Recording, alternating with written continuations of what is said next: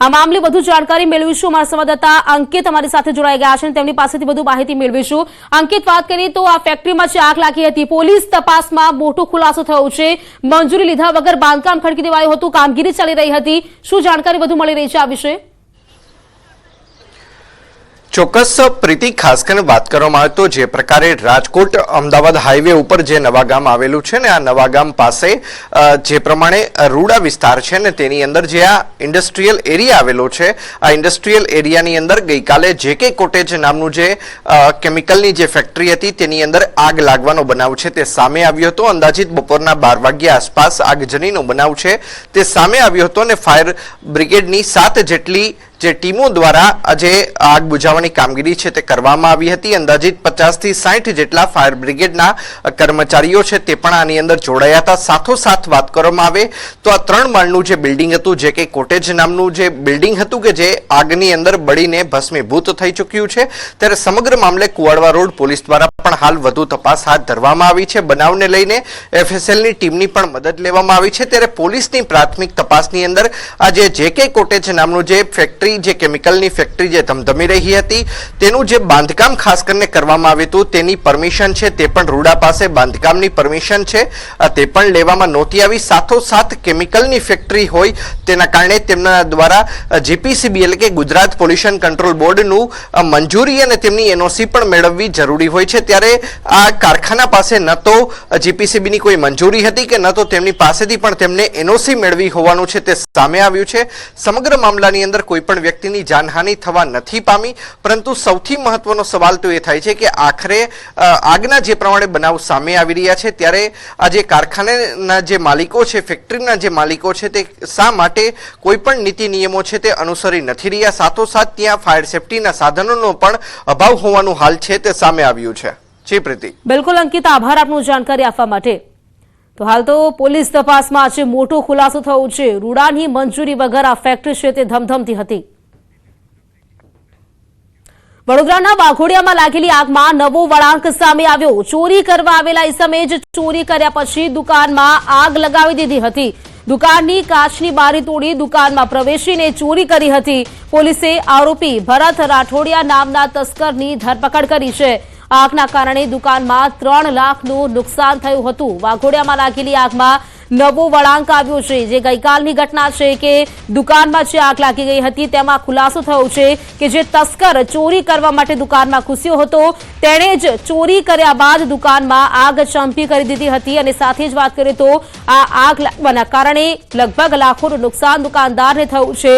ચોરી કર્યા બાદ તસ્કરે આગ લગાવી હતી। કાચની બારી તોડીને તેણે દુકાનમાં પ્રવેશ કર્યો હતો અને દુકાનમાં પ્રવેશ કરી ચોરી કર્યા બાદ આગ ચાંપી દીધી હતી। જાણકારી સાથે સંવાદદાતા હાર્દિક જોડાઈ ગયા છે। હાર્દિક, વાત કરીએ જે ગઈકાલની ઘટના હતી, ચોરીની ઘટના, ખુલાસો થયો છે કે ચોરે જ દુકાનમાં આગ લગાવી હતી, શું જાણકારી વધુ આ વિશે?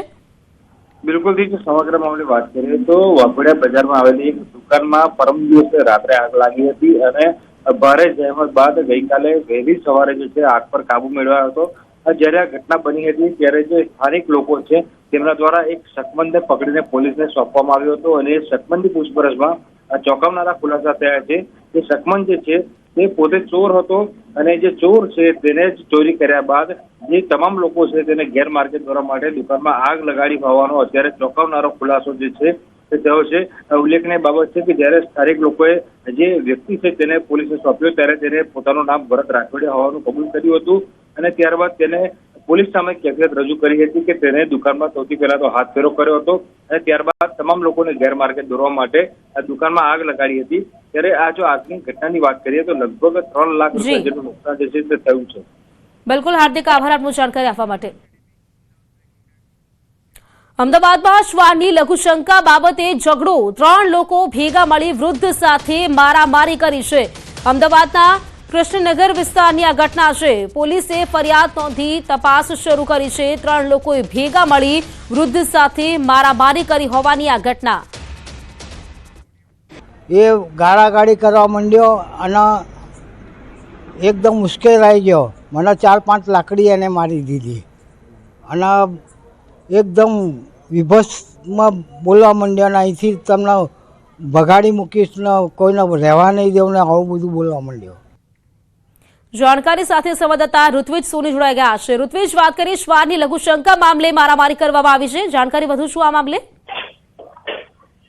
જી, વાત કરીએ તો કૃષ્ણનગરના ધરણીધર બંગલોઝનો આ બનાવ છે કે જ્યાં ગઈકાલે સાંજના સમયે એક યુવક છે તે પોતાનો શ્વાન લઈને, પાલતુ શ્વાન લઈને બહાર નીકળ્યો હતો અને શૌચક્રિયા બાબતે ત્યાં બેઠેલા કેટલાક વૃદ્ધો છે તેની સાથે તેઓને બોલાચાલી ઝઘડો થયો હતો।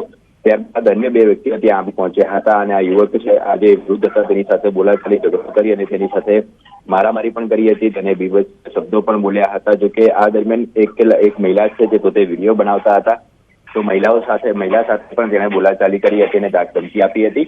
ત્યારે સમગ્ર ઘટનાની જાણ પોલીસને કરવામાં આવી છે। હાલ કૃષ્ણનગર પોલીસ દ્વારા મામલે ફરિયાદ નોંધવામાં આવી છે અને વિડીયોના આધારે વધુ તપાસ શરૂ કરવામાં આવી છે। જી, આભાર ઋત્વિજ આપનો જાણકારી માટે।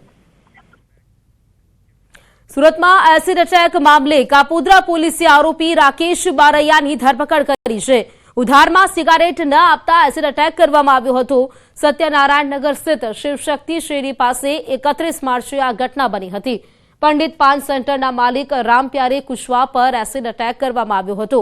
હુમલામાં ગંભીર રીતે ઇજાગ્રસ્ત રામપ્યારેને સારવાર હેઠળ ખસેડવામાં આવ્યો।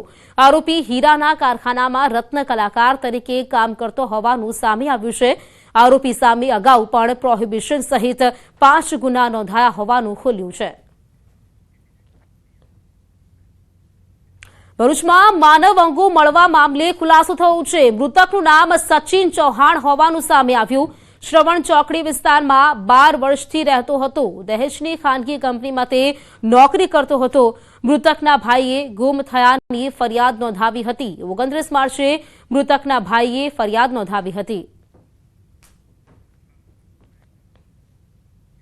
તો ભાવનગરમાં ચોંકાવનારો હની ટ્રેપનો કિસ્સો સામે આવ્યો। લિવ ઇન પાર્ટનર્સે મિત્ર સાથે મળી વેપારી પાસે લાખો રૂપિયા પડાવ્યા। આરોપી મહિલાએ વેપારીના સંપર્કમાં આવીને મિત્રતા કેળવી। વેપારીમાં હોટેલમાં બોલાવીને તેની પાસેથી આ કાવતરું રચવામાં આવ્યું। બળાત્કારના કેસ કરવાની ધમકી આપી 10 લાખ રૂપિયાની માંગ કરી હતી।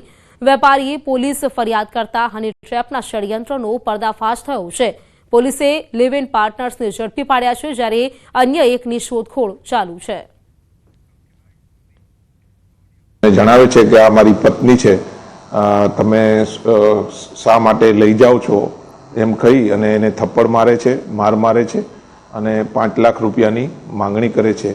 આ બાબતની ફરિયાદ નીલમબાગ પોલીસ સ્ટેશનમાં દાખલ કરવામાં આવેલા છે।